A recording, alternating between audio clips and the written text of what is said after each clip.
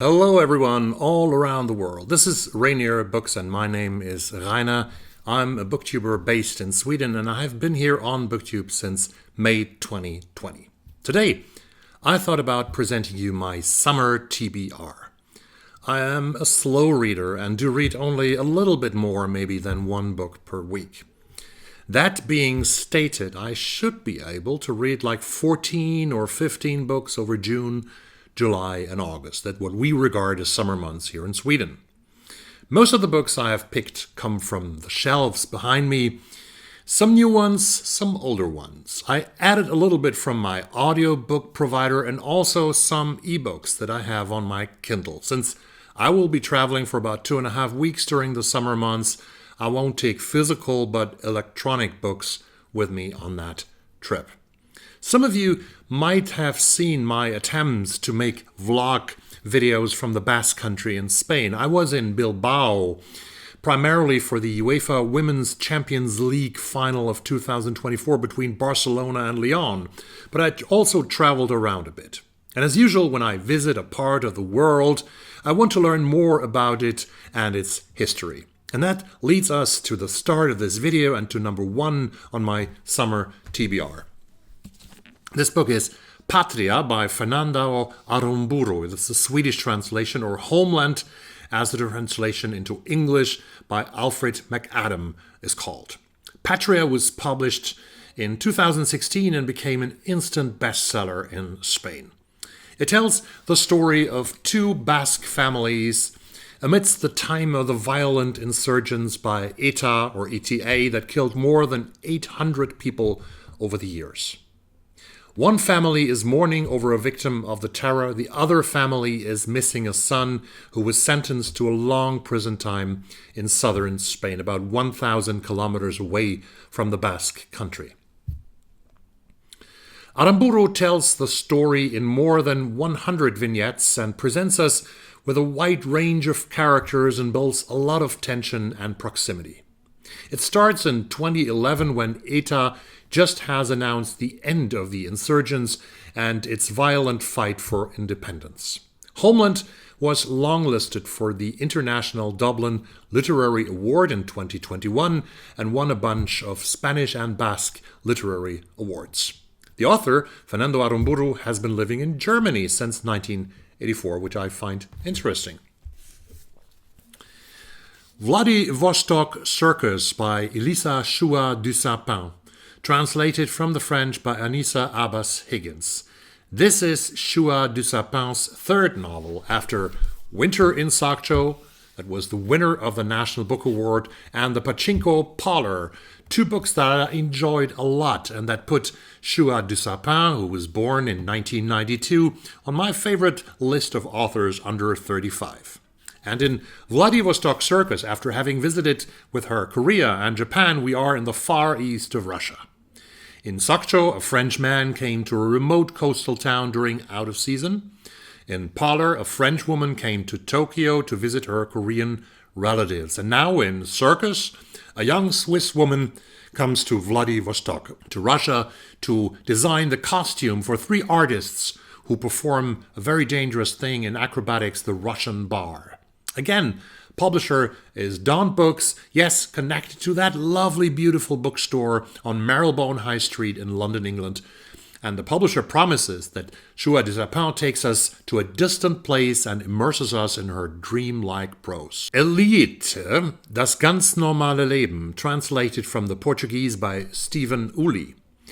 This will be my 2nd novel of Cardoso. 2 years ago, when I visited Portugal, while being in Portugal, I read her novel, The Return. The English translation of this book was published this year and is simply called Elite, A Normal Life, and the translator into English is Angel Guria Quintana. In Elite, Cardoso tells the story of an ordinary Portuguese woman born just around the Cornery Revolution in 1974. Both her children and her husband are absorbed by social media, and Elaine goes out on Tinder and will meet someone who is going to change. I have read all of Sam Weeby's Dave Wakeland novels that circle around a private eye in Vancouver, BC in Canada. Invisible Dead, Cut You Down, and Hell and Gone. Well, this one, Sunset in Jericho, is the fourth Wakeland novel, and I expect nothing but great entertainment, images of Vancouver, and reminiscing Raymond Chandler and Ross MacDonald. This time, the mayor's brother is missing, and class warfare has broken out in the largest city in British Columbia. And surprise, surprise, Dave Wakeland is on the front lines. Again, he has to visit the darkest corners of Vancouver and his own soul to find the solution of the case. I don't know about you, but I love the English seaside. Brighton and its fading but never completely fading charm is one of my favorite cities on the globe. When I saw that journalist Madeleine Bunting has written a book about the English seaside with an amazing cover, take a look at this one, The Seaside, I just had to order it. Bunting has traveled around all the seaside resorts in England, clockwise from Scarborough to Blackpool, and explored the history and present of these towns that mostly were established in the early 18th century. She has stayed in hotels and caravans and holiday resorts and talked, obviously, to a lot of people out there. Once places of pure entertainment and joy, many towns of the English seaside are now struggling with deepest deprivation and ill health. And by analyzing the seaside of England, Bunting delivers a portrait of the country of England today. From one sea, to another ocean, where the Atlantic surrounds the United Kingdom, Los Angeles lies at the Pacific Ocean, and Michael Connolly sends his Lincoln lawyer Mickey Haller into a new adventure with his half-brother Harry Bosch supporting him. A woman is imprisoned for allegedly having murdered her husband, a sheriff's deputy. David faces Goliath in a court battle, and I'm sure that Michael Connolly in this book, Resurrection Walk, delivers a lot of twists and turns because that's his great strength, and a lot of atmosphere and hamburger joints and diners in greater Los Angeles, plus a beautiful soundtrack with lovely music. That is what he's always doing.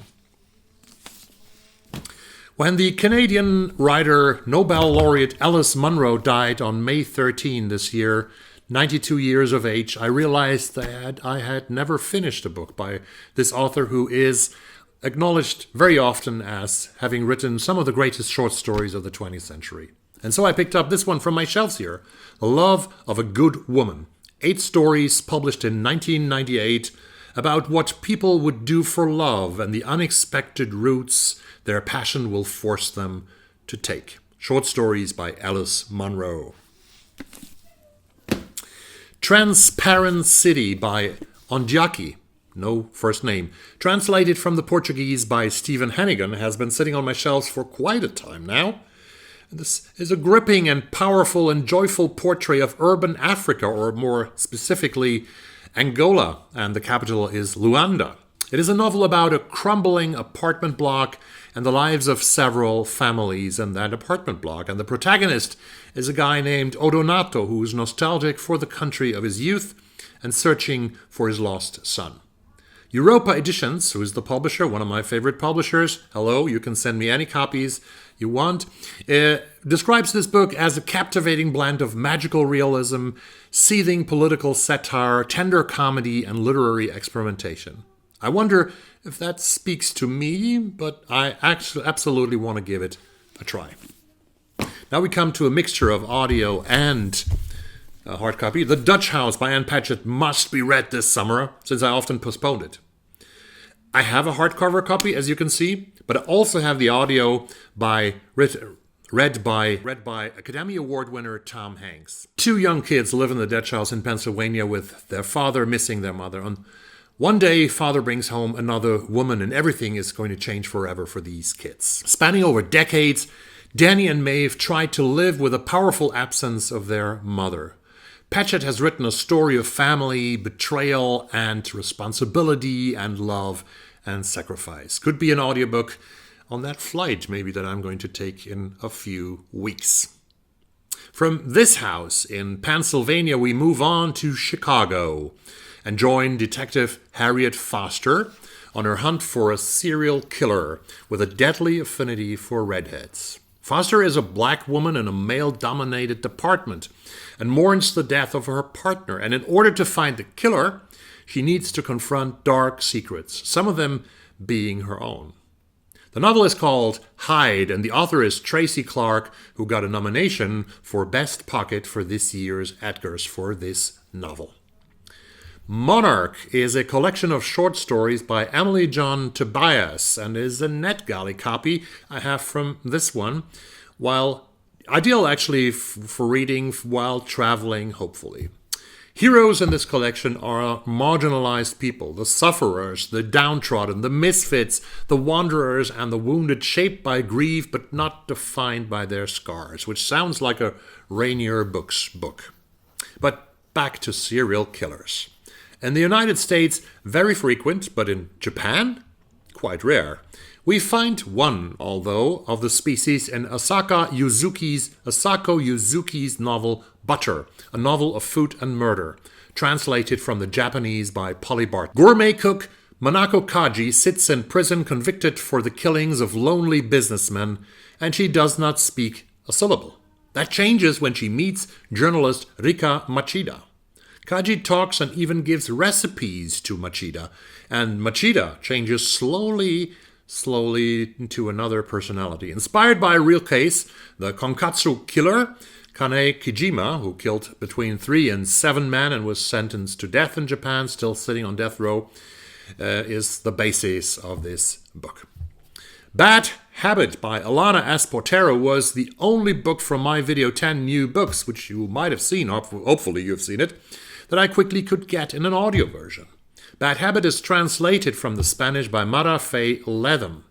This is a novel about a young Spanish trans woman in working-class Madrid in the 1980s, a time when being a trans woman must have been even more difficult than it is today. It is a coming-of-age story that illuminates the ties between gender and class, the search for identity, and the power of sisterhood. I liked A Town Called Solace by Canadian writer Mary Lawson a lot when I read it as a part of my selection from the Booker longlist, I think 2 years ago. And I realized now that Lawson's maybe most famous novel, Crow Lake, has been sitting and waiting on the shelves for some time now. My copy of the book is a used one, and once it was given to Darlene with love from Lenise. Crow Lake plays in an area called the Canadian Shield, that's what it's called, and it is about 2 families, the Pye and the Morrison family, who have lived there for generations. The publisher has called the book a universal drama of family love and misunderstandings, or resentments harbored and driven underground.